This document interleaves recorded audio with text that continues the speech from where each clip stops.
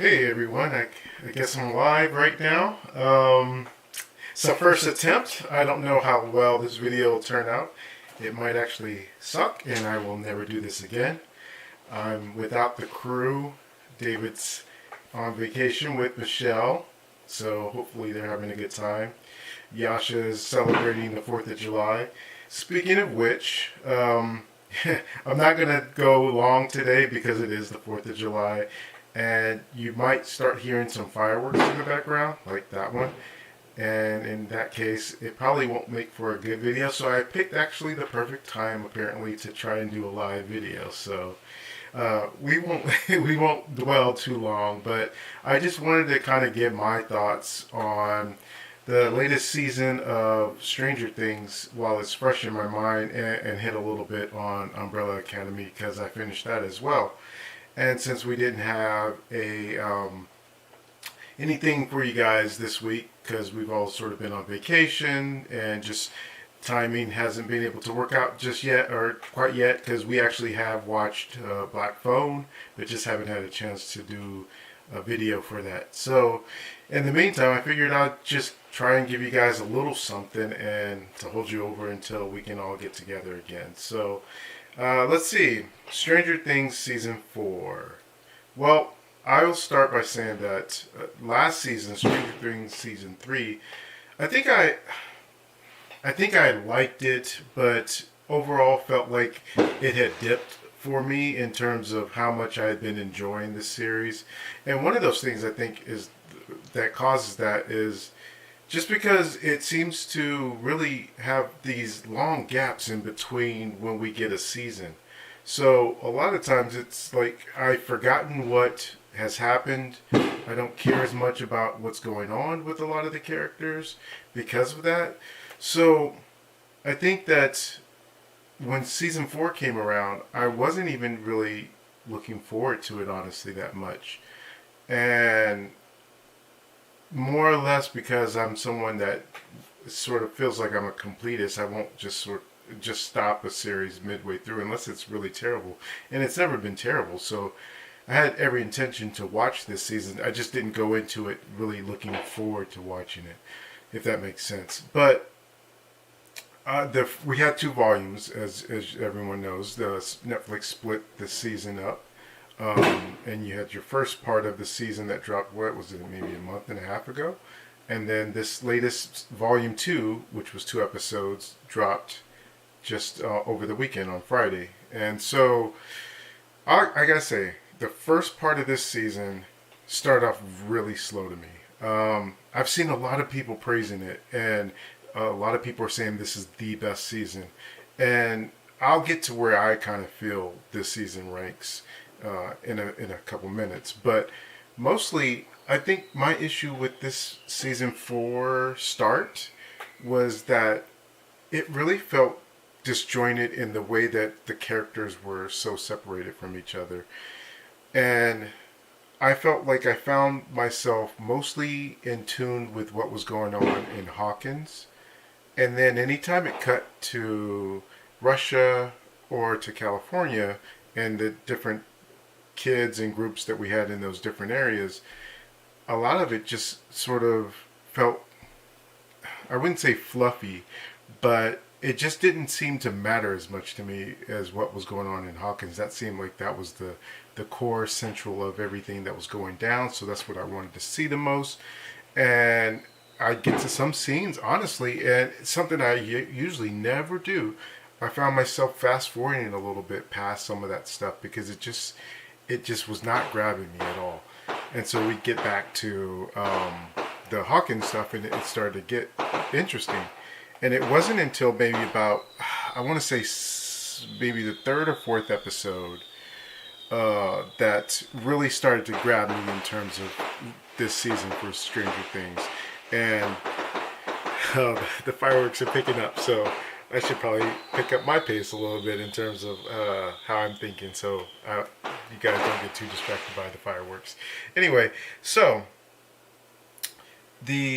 once that episode happened, and I think it was the specific episode where Max was getting caught up by everything that Vecna was doing, and then they had the song playing that everyone knows at this point. Was it Running Up That Hill?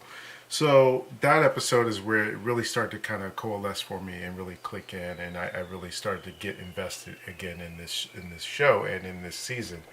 And so I ended that first volume on a high note in terms of where I was with what the show was doing and the reveals. And by the way, I won't give any spoilers. I'll just keep things as vague as possible, just in case anyone hasn't seen it. But the second volume, again, came out on Friday, and so going into that, coming off of the first volume, I was really into looking to see where this series would end up for this season. And overall, I would say the last two episodes really, for me, did a great job of getting things from where they started to where they ended up at for this season. And took some unexpected twists and turns for me in terms of where characters ended up by the end of this season. And I like that they didn't just go kind of a conventional route with it. And obviously they're setting up that final season to be something really, really big. So overall, I will say that this season I thought started off shaky for me, but ended up being really good. I don't think I still rank it as high as most people are in terms of this being the best season of all time. I still think that goes to the first season. And then I would probably say this might be my second favorite season, and then the second season being third, and third season being fourth. So that's my quick little discussion about Stranger Things season 4. Hopefully, if anyone has anything that they would like to say about it, leave some comments down below, and I'd love to be able to discuss any of the thoughts and theories that you might have of what's going to happen in season 5. And I saw something on Twitter, I think it was yesterday or today, that said that the writers are supposed to start writing season 5 in August. So it seems like season 5 is a little ways off. So I guess we got time to kind of chew on theories and figure out what's going on in the meantime. But going from season 4 of Stranger Things, I'll transition over into Umbrella Academy season 3, both Netflix shows. And it's once again, it seems like I can't remember the last time season 2 was for the Umbrella Academy. It feels like it was a long time ago, though it may not have been all that long ago. But once again, if it wasn't for a recap, I think I would not have remembered a lot of the things that happened in season 2. Because when season 3, first episode started, I really felt a little lost a little bit because there were certain characters I didn't even remember. So it was a little bit disorienting to start that first episode off, and having that recap helped a little bit, but it quickly sort of fell back into the groove once maybe some halfway through that first episode. And what I'll say overall about this season of the Umbrella Academy is that while I did enjoy it, I have a lot of issues with the way the season gets paced out, because it seems like sometimes, I wouldn't say there's any episode that's filler. None of it really felt filler, but the way this season went to me, it reminded me of when I used to be in school and you'd have to do a report. So sort of follow me with this analogy in a way. When you first have a report on whatever subject it is that the teacher assigns, you usually start with that introduction paragraph. And then that introduction paragraph, you usually try and make it really strong, setting up what you're going to talk about and all this good stuff. And so then that intro paragraph, you do it really well so that the teacher reads it and you're like, okay, they're going to really be happy with this. And then you have like maybe, I don't know, 5 or 6 paragraphs of the body, right? And in the body, you might start kind of forgetting your way a little bit, and you're making up things. It feels like as you go along. but kind of trying to keep it on point, and so that the teacher, as they're reading it, doesn't think that you kind of just did this at the last minute, right? So then you get through that whole body section, and then you get to the conclusion paragraph. And then once again, it's like the introduction. You make it really strong so that it finishes off, and the teacher kind of just remembers that last part, right? So that when they see the conclusion, they're like, okay, they did a decent job. So then you kind of, they'll give you a decent grade. So that's how I felt like this season of The Umbrella Academy was. It felt like to me, for each episode that we had, but it's like 8 episodes, 10 episodes, I can't remember the length, but it felt like the beginning of every episode and the end of every episode was super strong, very interesting, especially when they go back in the past and they explore a little bit more of what was going on and some things that we didn't know about characters and so on and so forth. And even in the end, when they would go sort of wrapping up some of the elements of that episode and leading you into something like as almost as a cliffhanger for the next episode. Once again, very, very strong.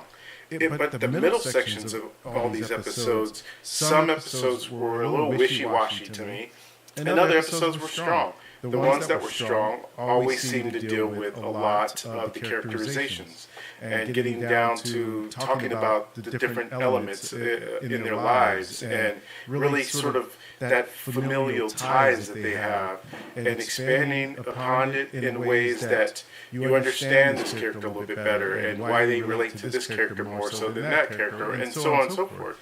Those I thought were strong elements. The action was fine. I had no issues with that.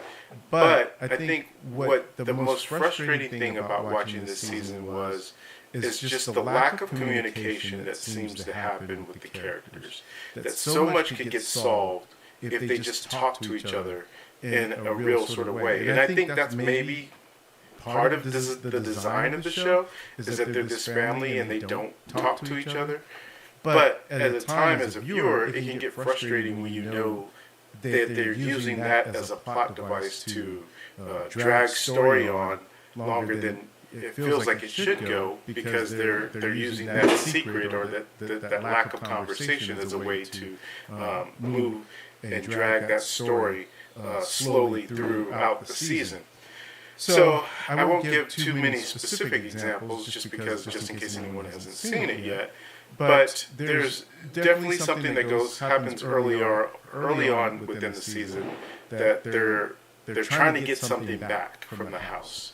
And a couple characters earlier on within the season figure out something about the thing that they're trying to get back. But they never discuss it with the other characters, any of the other people in the family. And so the other people in the family are still under the assumption that they need to get this thing. And it was like, well, we could have avoided that in just like a really quick sentence or something. And it just became a storyline to drive certain things to happen. And it just felt, I don't know, it just didn't feel right. And they do that with another thing. That's one of the characters is holding a secret that pertains to everyone else. And so it becomes frustrating when there's all these little secrets everyone's hiding and that they don't talk. And you would think after this point that they would have start to trust each other more and be able to give more conversations to each other because they've gone through so many different things together. But no, they still seem to make the same mistakes. And that can be the frustrating thing about watching the show. Overall, I would say I still enjoy it because of the story and some of the things that are going on, the mythology of it, the deepness of some of the things that's happened and where it's going to ultimately go. Who knows? But I'm in for that part of it, and I like the dynamics that they have the characters go through. I just wish that they would tighten up some of the storytelling elements and get away from some of that cliche type of plot devices. So, yeah, I'm in. Ultimately, I think if I were to rank this, or not rank this season, but give it like a score on a 1 to 10 scale, I would say this season was probably I'd say a 7, a solid 7, which is a C, I guess. So, for me, those things that were frustrated me just enough to not really elevate it higher than that. But it's not enough to me to not say that I wouldn't watch the next season because I do like a lot of the other aspects of the show. So, I guess with that, I'll go ahead and sign off because the fireworks are getting louder and louder, and so I can imagine how much that must be distracting for anyone watching. And for anyone watching, please leave a comment, hit the like button, subscribe. It's not always just me. I just wanted to do this, and it's probably terrible. I don't know if the video quality is good. I don't know if the audio quality is good. I've never done the live version on YouTube, so I just quickly try to do something and to hold everyone off until next week when we try to record for Thor: Love and Thunder. So until next time, guys, take care and